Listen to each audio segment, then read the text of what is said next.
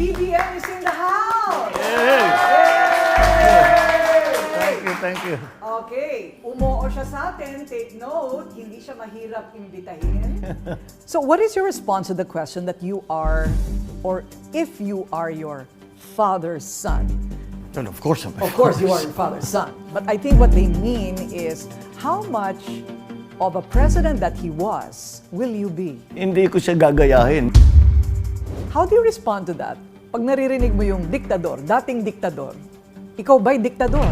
Why should the Filipinos vote for BBM? What are the best things about a BBM presidency? It will be inclusive. It will be constantly in search of excellence. And we will bring a wealth of experience and talent to government.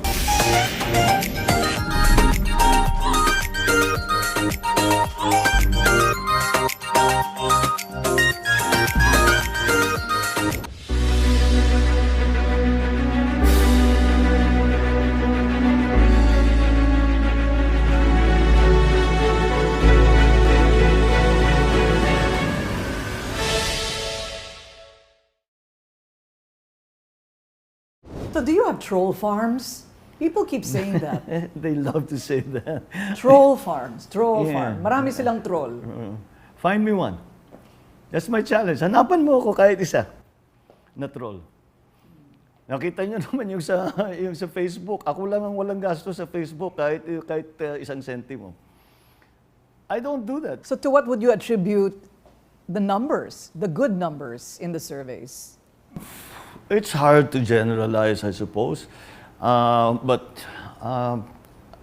again, it is because I think the message that we are putting across, that of unity, kinikilala naman ng mga Pilipino na yun talaga ang kailangan. Kung ayaw mo sa akin, di tumulong ka ng sarili mo. Pero magtulungan na tayo, magkaisa na tayo.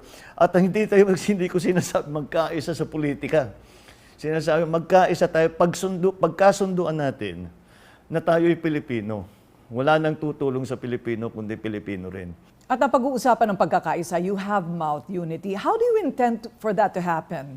Anong uri ng mga tao at anong kulay ng mga tao ang papaligid sa inyo, sa inyong pamamahala? Yung magagaling.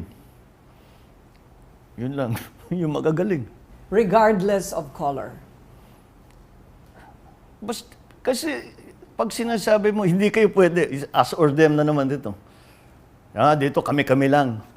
Doon sila, hindi sila pwede. Ano yun? Hindi naman, walang mangyayari sa atin. Lahat ng tao, siguro dahil sa pandemya sa buong mundo, ay nangangailangan ng tulong. Lahat. You can imagine working with former yellow people? Well, depends who they are. Are they smart? Are they good? Are they hardworking? Are they willing to help? Sure. Kapag kayo'y po'y palaring manalo, kayo po'y manunumpa sa Saligang Batas ng 1987, and it has been described as a response to what was seen as the excesses of the former Constitution of 1973 under your father's administration. So manunumpa po kayo sa kasalukuyang Saligang Batas. Kayo po ba ay for charter change? Papalitan niyo po ba ang ilang probisyon sa Saligang Batas na pangkasalukuyan? Maraming pinag-uusapan, yung tinatawag na economic provisions, even the political system, marami na rin pagbabago. Pwede naman siguro natin pag-usapan, pero I don't see it as being a priority. We have this pandemic to deal with. We have this economy that we have to recover. Hindi na siguro aabot sa charter change. Who knows? Baka magkaroon ng groundswell. Pero ang groundswell talaga, trabaho. So probably, but not a priority. Not probably, not a priority. Okay. So what is your response to the question that you are, or if you are your father's son? And of course I'm Of course you are your father's son. But I think what they mean is, how much of a president that he was will you be? My father was elected in 1965. That's a long time ago. Ibang-iba na ang Pilipinas. Ibang-iba na ang mundo. Hindi mo naman pwede sabihin, ay maganda yung ginawa niya noong 1965, gawin din natin yun. Hindi na bagay, hindi na relevant. Hindi ko siya gagayahin. Meron siya, maybe in concept, like the vertical integration of the entire agricultural system down to the retail. Yun. That concept, gagayahin natin. We'll do it a different way. Infrastructure, gagayahin natin. Lahat naman ng presidente, ginawa yan eh. Kailangan talaga infrastructure. Kulang lagi ang infrastructure. Yung, the concept. But we want, hindi yung gagayahin mo lang yung ginawa dati. It's just a different world. Do you ever think martial law will happen again? I hope not, because martial law implies that we are at war.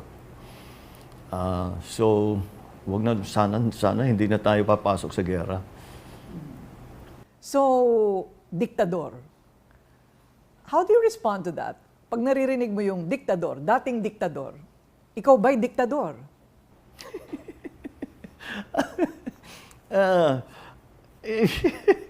Siyempre, ang mga nagsasabi nun, yung galit sa tatay ko. So, tinatawag siyang ganun. So, again, politika yan eh. Maliit pa kami, naintindihan na namin yun eh. Lahat dyan, lahat ng gawin mo sa politika, may magbabati ko sa'yo. Dahil gusto nila siyang nakaupo dyan eh, hindi ikaw. Kaya sisiraan ka para ilalagay ka doon kung ano-ano pinagsasabi. Ganun. So, very young, I remember I was still very young. Media censorship. What are your thoughts? I don't find any reason for what you would call censorship. Well, you can't anymore because there's online everywhere. Yeah, but I was just going to say, maybe in the online, yung pagkalat ng fake news. And some of it's dangerous. So that I think we have to do something, but it's not easy. Yung mga, But you believe that these troll farms are doing fake news. You have to get to the masterminds of all of those. What's more important than that is paliwanag mo sa tao na hindi totoo yan. Vaccines work. Masks work. Stop telling us that they don't because you're wrong and it's dangerous for you to be doing that. That's my simple example. The whole nature of the internet is it's open. Open source, tawag nila. So, hindi mo naman pwedeng pigilan. Where do you draw the line? That's what we're wrestling with now. This is going to be my last father question. What was the best thing that your father did and what was his worst mistake? Do you ever think about it? The best thing, I still believe, marami siyang ginawa. Nakilala ang Pilipinas. But for me, the most important thing that he achieved was to bring a sense of nationhood to our country. For the first time, yata, para sa akin, maybe during the war, World War II, sinasabi, Pilipino ako. At pinagmamalaki yung pagka-Pilipino na. At dahil maraming sasabihin, kasing galing lang kami sa inyo. We are as good as any of you. And in many cases, we're better. Yung pride to being a Filipino. And that we are one nation. And that we must work together to succeed. And that, I think, was his most important achievement. The worst mistake that he did was probably trusting some of the wrong people. And that is something that I tell myself, you better be more careful and don't let that happen again. I'm sure we'll make mistakes down the road, but that's something I'm conscious about. What are the kind of people you will trust as a leader? Those who have a record of public service. You mean in government? Yes. Yeah. To avoid the mistakes, as you said, of your father, in precisely, trusting the wrong people. People who have a good record, that are at the heart are public servants. Those are the people that you trust, because they'll never stop working for the people, and that's what's important. And they won't indulge in this petty politics or office politics, all that kind of thing. Hindi na di-distract dun sa trabaho nila. Yun, yung reliable, maasahan mo. Yun, you can trust those people. Okay, so let's go to the present. What is the best accomplishment of the Duterte administration and what is its worst mistake? I think the build was is still a very, very good idea. Infrastructure development should still be a central part of any development program of any country for that matter. But certainly for the Philippines, kasi malayo pa talaga tayo dun sa ginugusto natin na level of infrastructure development. So that what they started, what the President Duterte started, I think was he went down the right road when it came to that. Worst mistake? Perhaps maybe the same as my father. He trusted some of the wrong people. And kung minsan siyang napapasama, kahit wala naman siyang kasalanan. Kasi yung mga tao niya, kung minsan hindi, yung mga nandyan sa gobyerno, hindi tumutulong. Hindi tumutulong sa bayan, hindi tumutulong sa kanya.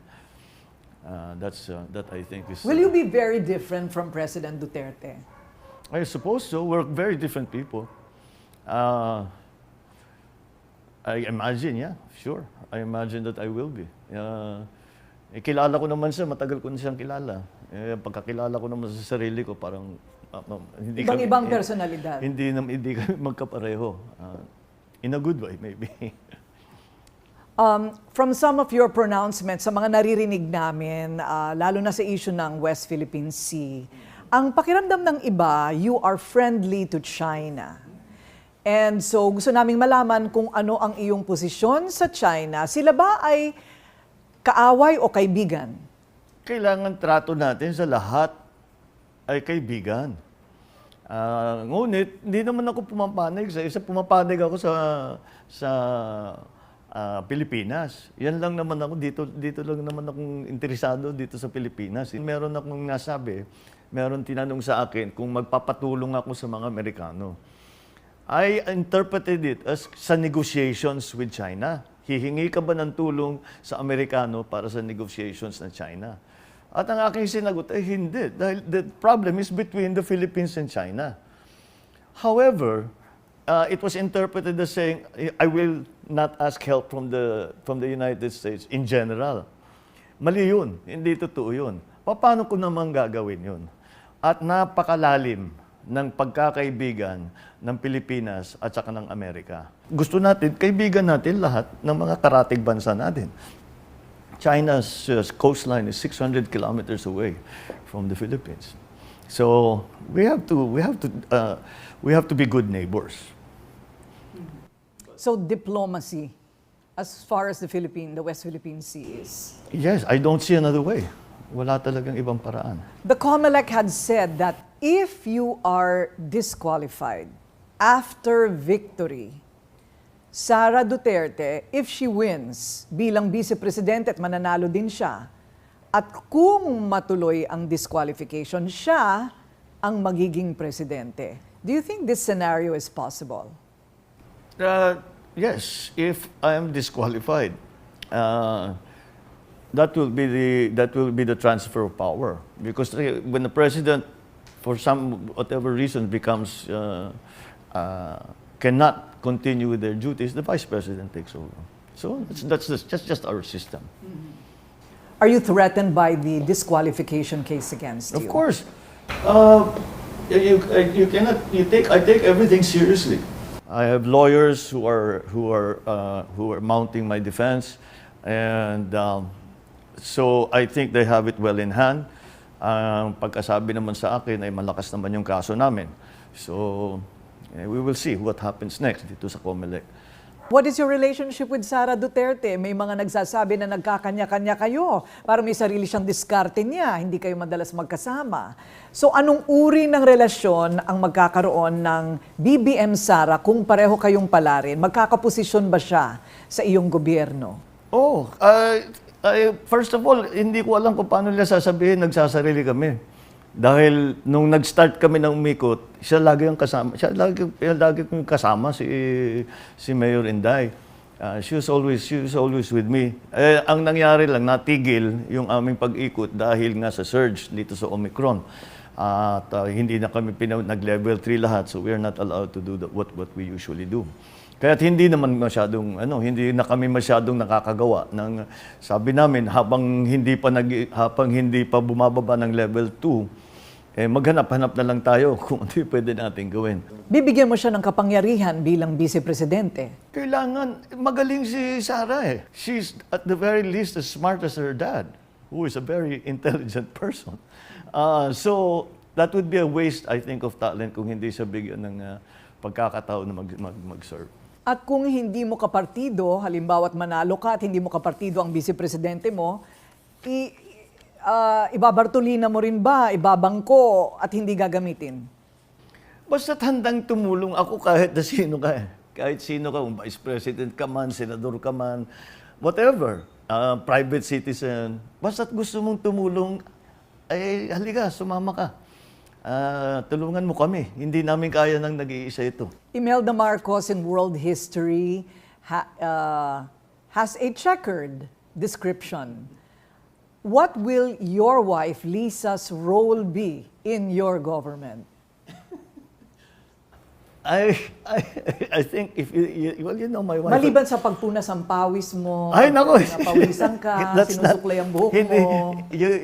I don't know who you're talking about. That's not my wife. Kung minsan nga sinasabi niya that, I really don't like publicity. I really don't like. So you sure married the wrong guy, sabi ko, because I'm in public life. What happened when I was governor, lumipat kami she couldn't practice. Abogado si Lisa. Pero hindi siya makapractice kasi nasa Ilocos siya. Highly improper yun. Di ba? Siyempre, lalapitan siya ng mga kung sino, mga contractor para magpapalakas, di ba? Whatever. So hindi siya pwedeng nagturo siya. The other thing she did while she was in Ilocos was to provide free legal services. So meaning she's not going to be a fixture in Malacanang? Of course she'll be a fixture in Malacanang, but she will not be, knowing her, I'm trying to think, that if I asked her to join the government, baka sampalin ako. Okay, faster talk because we're running out of time. Okay. Drugs. How do you respond to that? Simple. I took a test and I got a negative result. That's my answer. Are you going to follow through the anti-drug policy of government? Well, the problem continues to exist. There is still a big drug problem in the Philippines. So we have to continue to work against it. Enforcement only takes you so far. We have to look at the other side of it. We have to look at the prevention side. What is your policy on corruption? The same as everybody. We want to remove it because of its corrosive effect on government and the people's on our society. But we have to do a better job. Why should the Filipinos vote for BBM? What are the best things about a BBM presidency? It will be inclusive. It will be constantly in search of excellence. And we will bring a wealth of experience and talent to government. Yay, palakpakan! So big! So big! Okay. At yan po, narinig na po ninyo ang lahat ng kanyang mga kasagutan. At alam nyo naman po ang aking estilo, hindi po ako nakikipag-away, hindi po ako nang babarabas at sila'y pinasasalita ko na lamang. Ito po ang mas mahabang bersyon kaysa sa napanood po ninyo sa telebisyon. Kaya't sanay sa loob ng panahong ito ay nakilala nyo siya bilang isang tao tulad natin at bilang isang maaring maging leader ng ating bayan. Remember, you have to study, you have to research. Totoo ba lahat ng kanyang sinabi? Sa inyo na po ang paghuhusga. Vote wisely dahil 6 na taon po yan para sa ating bayan. So, meron pa po tayong mga ipapalabas sa ating YouTube channel. Alam niyo naman, hindi lang politika. Kung ano-ano ang lumalabas dito, pati ang ating mga Rated Korina episodes. So, click on that notification button so that you know when our next episode will be. Like and subscribe and follow. And until our next episode on Rated Korina here in our YouTube channel, for now, bye!